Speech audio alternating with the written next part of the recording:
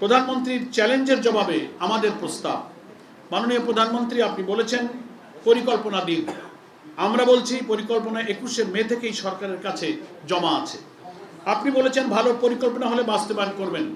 আমরা বলছি বিরোধী দলের 10 দফা এবং সংসদীয় বিশেষ কমিটির 12 দফাকে সামনে রেখে আজ থেকেই একটি যৌথ বাস্তবায়ন কাঠামো তৈরি করুন।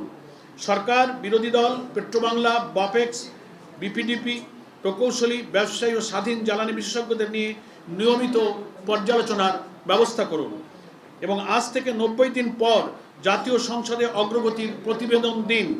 কোন সুপারিশ বাস্তবায়িত হয়েছে, কোনটি হয়নি, কত গ্যাস বেড়েছে, কত সিস্টেম লস কমেছে, কত অবৈধ সংযোগ বিচ্ছিন্ন করা হয়েছে, জনগণ সেই হিসাব দেখুক।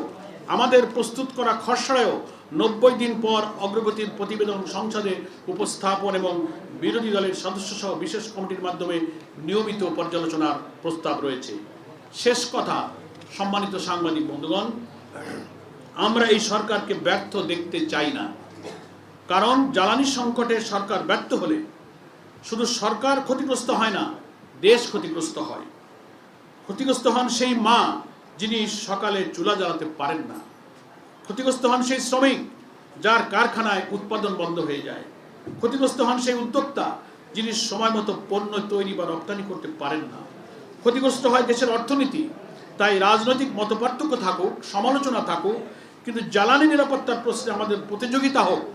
কে বেশি কার্যকর সমাধান দিতে পারে, কে বেশি স্বচ্ছ থাকতে পারে, কে জনগণের কাছে বেশি জবাবদিহি করতে পারে। এবং এর সাথে জড়িত হাসপাতালের রোগীদের সেবা কার্যক্রম, তারাও সেটা পায় না। চিকিৎসা সেবা দারুণভাবে বিঘ্নিত হয়। মাননীয় প্রধানমন্ত্রীকে আমরা বলতে চাই, আমাদের পরিকল্পনা আপনার সরকারের কাছেই আছে। আজ আবারও আমরা সেটি সামনে রাখলাম। এখন প্রশ্ন একটাই, বাস্তবায়ন শুরু হবে কবে? নাকি আবার নতুন পরিকল্পনা ও নতুন কমিটির অপেক্ষায় থাকতে হবে? আমরা 90 দিন পর আবার হিসাব চাইব, সরকারকে বিব্রত করার জন্য নয়, দেশের মানুষের পক্ষে।